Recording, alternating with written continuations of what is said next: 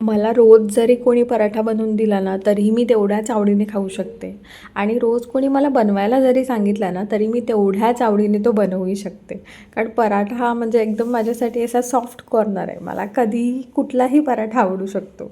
मला चांगलं आठवतं आहे जेव्हा मी ऑफिसमध्ये जायचे त्यावेळेला मी कधी डबा नाही कॅरी केला तर तेव्हा देखील मी ऑफिसमध्ये पराठाच ऑर्डर करून खाल्लेला आहे. मोस्ट ऑफ द टाईम असंच झालेलं आहे.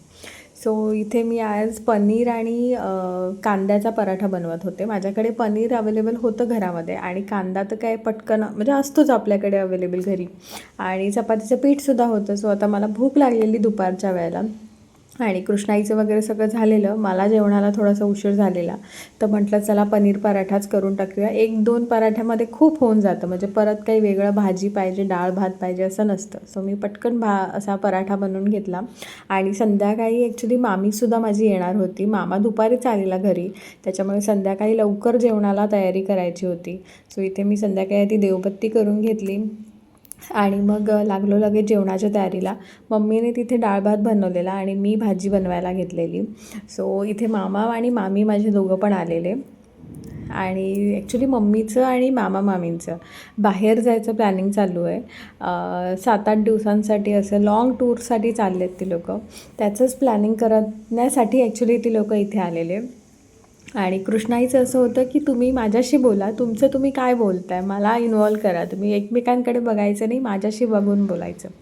सो इथे तिची खूप मस्ती चाललेली आणि मम्मी कुठे चालली आहे मामींसोबत ते तुम्हाला हळूहळू आपल्या ब्लॉगमध्ये समजेलच. कुठे चालली आहे, किती दिवसांसाठी ते मी सांगितलं, पण नेमकी कुठे चालली आहे ते तुम्हाला हळूहळू आपल्या ब्लॉगमधून समजेल.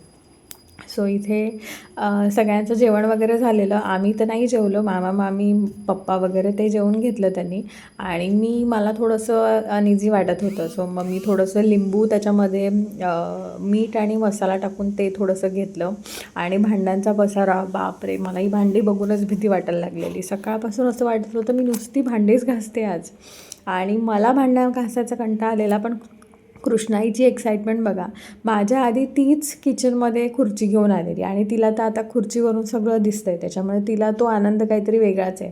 मी किचनमध्ये गेली की ती खुर्ची घेऊन येते माझ्या मागोमाग.